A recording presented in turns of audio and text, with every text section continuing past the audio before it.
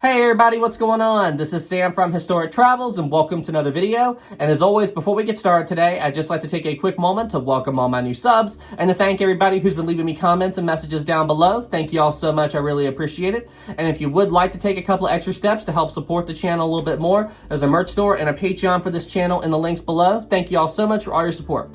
Alright guys, so I have a bit of a different type of video for all of you today. In the past on this channel, we have discussed some of the incredible artifacts that have been recovered from the wreck of the Titanic and are now on display in museums all over the world for everybody to check out. But for today's video, I thought we would talk about what, in my opinion, is the coolest artifact ever to be recovered from the wreck of the Titanic. This artifact is referred to as the Big Piece. And this artifact is an actual 20-ton steel fragment of the Titanic's hull. Now, I use the word fragment, but the thing is huge. Now, in case y'all are wondering, this piece of the Titanic's hull was not cut from the ship itself. This big piece came from a part of the Titanic that was obliterated when the Titanic broke in half. And then this part of the hull separated, fell to the seafloor, and then in 1998, an expedition was launched. They found this steel fragment, and then they just brought it up to the surface. So what I thought I would do for today's video is discuss the history of this fragment of the Titanic's hull, talk about where it was on the ship and everything, and then I would also talk about how they were able to recover it from the seafloor, and just the fact that they were able to do that is honestly unbelievable to me. Now, just so you all know, we're not going to be discussing the ethics of recovering anything from the Titanic wreck site in today's video. I already did that in the past, and if you would like to watch that video, I will include a link to it in the description below. But yeah, with that out of the way, let's now tell the history of the Titanic hull fragment known as the Big Piece. The Big Piece is a massive 15 to 20 ton steel fragment of the Titanic's hull that was recovered from the seafloor in 1998.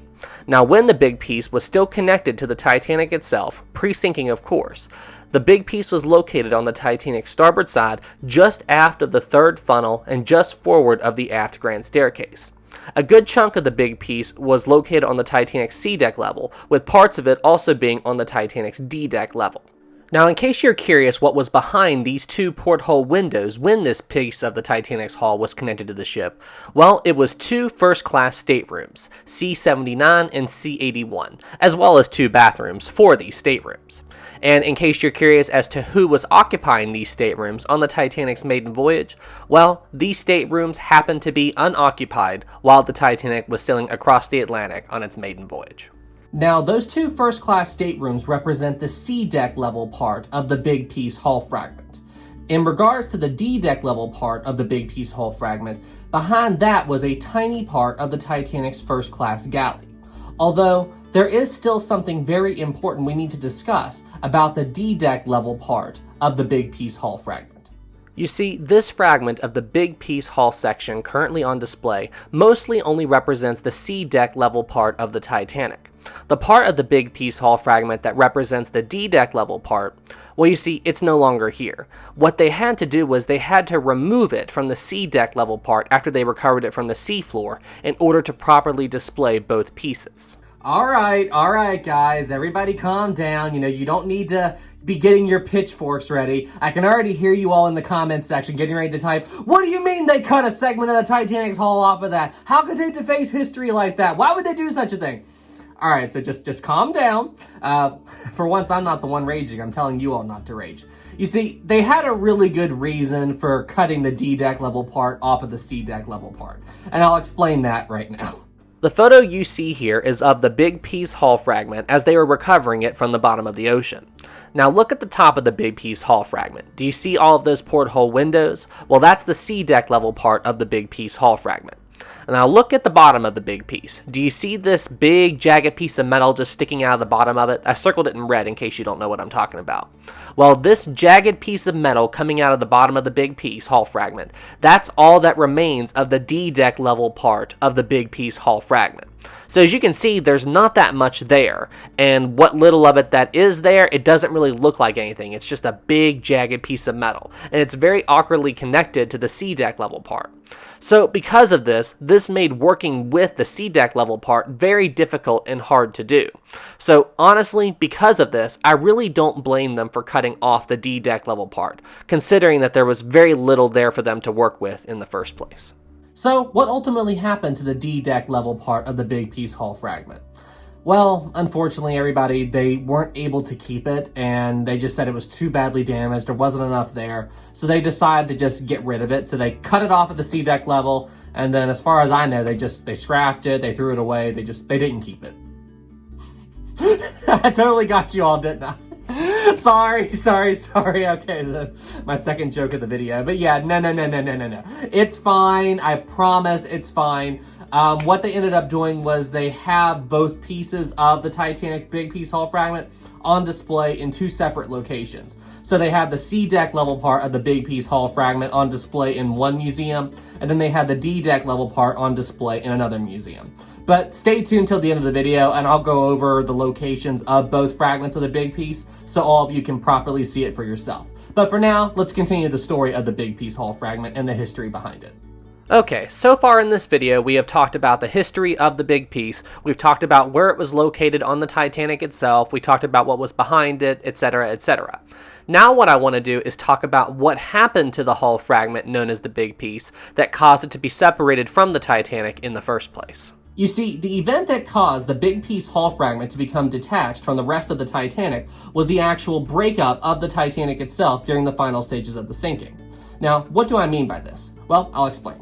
You see, when the Titanic broke in half, the ship broke in half just forward of the third funnel. And as I said earlier, the big piece was located just after the third funnel, in between the third and fourth funnel.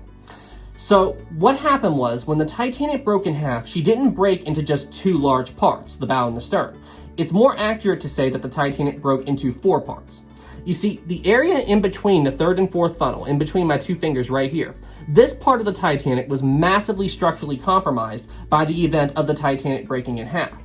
And basically what happened was, when the Titanic broke in half, that area broke into two more smaller segments. So the area in between the third and fourth funnel, it split apart and broke into two more parts. And when that happened, these two more parts broke away from the rest of the Titanic and fell to the seafloor as just these big, huge clumps of metal. And the big piece hull fragment was in this area. It was part of one of these two smaller sections of the hull that was massively structurally compromised by the Titanic breaking in half. And this is why it eventually became completely detached from the Titanic and fell to the seafloor, where it was discovered during the recovery expedition. Speaking of the recovery expedition, I think now is a good point in this video to talk about how the big piece hull fragment was eventually recovered from the seafloor and safely brought up to the surface. Before we can discuss how the recovery team managed to recover the big piece hull fragment from the seafloor, we first need to talk about the first big hurdle you have to overcome whenever you attempt to recover anything from the Titanic wreck site. You see, where the Titanic sank in the middle of the Atlantic, the Titanic is literally 2.5 miles beneath the ocean's surface. Let that sink in, no pun intended. The Titanic is 2.5 miles underwater.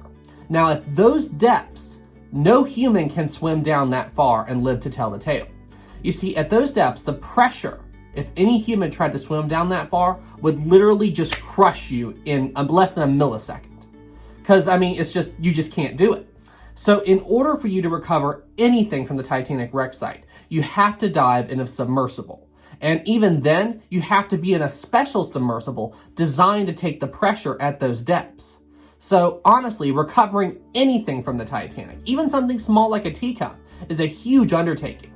Now, if this is a huge undertaking, just imagine how hard it would be to raise something that weighs around 20 tons, like the big piece hull fragment did. I mean, honestly, the fact that they were able to do it at all is an amazing achievement.